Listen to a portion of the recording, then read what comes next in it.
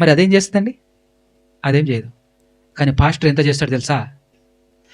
నేనే బాప్తిస్మం ఇచ్చిన, నా దగ్గర నుంచి నువ్వు కదలతో, మరి నువ్వు నరకానికి పోతే నువ్వు కూడా రావాల్సిన నరకానికి.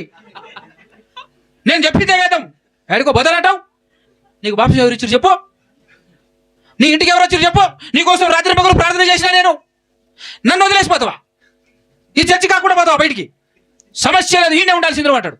ఆ మాటకు భయపడిపోతుంది. ఇంకా బయట ఉన్నటువంటి సేవకులు ఎట్లా చేస్తారు తెలుసా?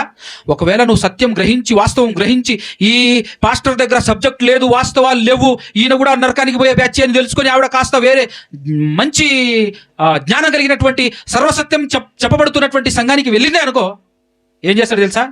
ఓ డప్పు తీసుకుంటాడు, బజార్లో రోడ్లు ఎక్కుతాడు. ఇక ఏం చేస్తాడు? ఆ పాస్టర్తో చెప్పా, ఈ పాస్టర్తో చెప్పా, పాస్టర్ ఫెలోషిప్లో చెప్పా, అక్కడ పోయి చెప్పా, ఇక్కడ పోయి చెప్పా, నా గొర్రె ఆయన పట్టుకపోయిండు, నేను పట్టిన చేప, నా వలలో చేప ఆయన పట్టుకు